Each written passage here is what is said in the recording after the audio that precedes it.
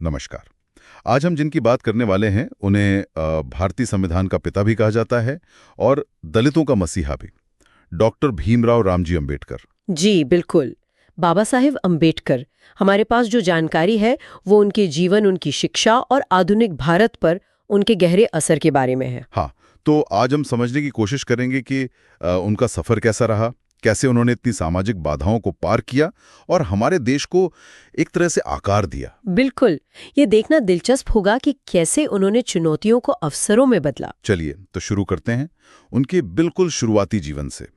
जन्म हुआ 14 अप्रैल 1891 को महू में। हाँ, जो अब मध्य प्रदेश में है।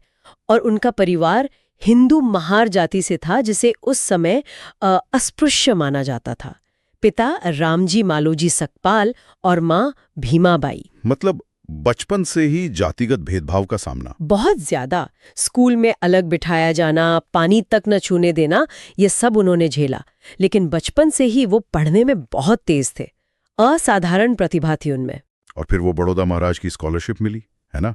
वो एक बड़ा मोड़ था शायद। हाँ बिल्कुल। उसी स्कॉलरशिप की वजह से वो उच्च शिक्षा के लिए पहले बॉम्बे यूनिवर्सिटी गए। 1912 में अर्थशास्त्र में स्नातक हुए। और फिर विदेश।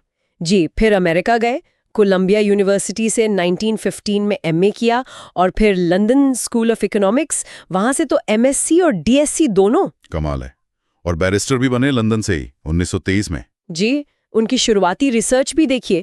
1916 में उन्होंने लिखा भारत में राष्ट्रीय लाभ का विभाजन।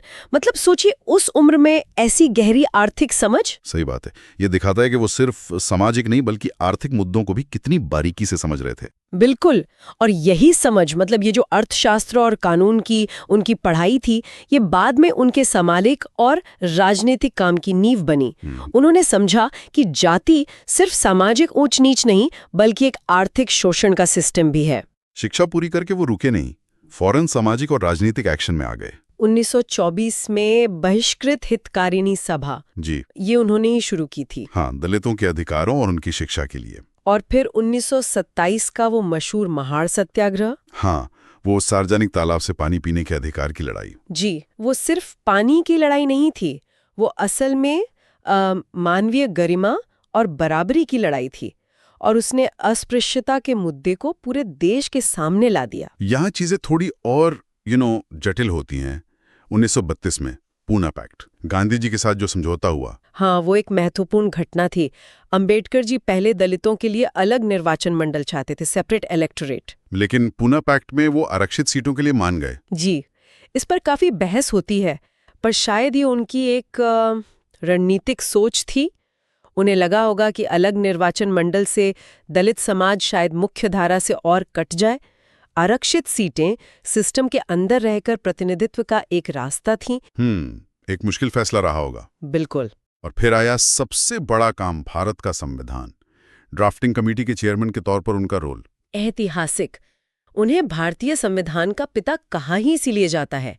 उन्होंने सिर्फ दलित अधिकारों की बात नहीं की, बल्कि एक ऐसा ढांचा तैयार किया जो हर नागरिक को बराबरी, आजादी और न्याय का हक दे। महिलाओं के अधिकारों पर भी उनका जोर था, है ना? वो हिंदू कोड बिल। हाँ बिल्कुल।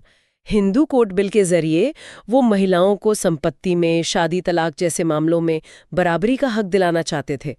काफी विरोध हुआ उसका, पर वो अड़े रहे। और फिर जीवन के आखिरी पड़ाव पर 1956 में वो बड़ा कदम, बौद्ध धर्म अपनाना। जी, नागपुर में लाखों समर्थकों के साथ। ये उनके जीवन भर के विचारों और संघर्षों का एक तरह से तार्किक परिणाम था। उन्हें लगा कि शायद हिंदू धर्म के भीतर रहकर जाति व्यवस्था से पूरी मुक्ति संभव नहीं है। बौद्ध धर्म में उन्हें वो समानता और भाईचारा दिखा और बंधुत्व सिखाए, और उन्हें ये सिद्धांत बौद्ध धर्म में मिले। ये नव बौद्ध आंदोलन की शुरुआत थी। उनकी विरासत तो आज भी बहुत मजबूत है। संविधान का पिता, दलितों का मसीहा, सामाजिक न्याय का प्रतीक, ये सिर्फ उपाधियां नहीं है। बिल्कुल नहीं। 1990 में उन्हें मरणोपरांत भारत रत्न दिया गया। उनकी किताबें जैसे एनहिलेशन ऑफ कास्ट यानी जाति का विनाश या द बुद्धा एंड हिज धम्मा, ये आज भी पढ़ी जाती हैं, बहस का हिस्सा है। और उनकी जयंती 14 अप्रैल और महापरिनिर्वाण दिवस 6 दिसंबर, ये दिन हमें उनके काम और विचारों की याद दिलाते हैं। और वो नारा तो शायद सबसे ज्यादा गूंजता है, शिक्षित बनो, संगठित रहो, संघर्ष करो। हाँ, कितना प्रासंगिक है आज भी।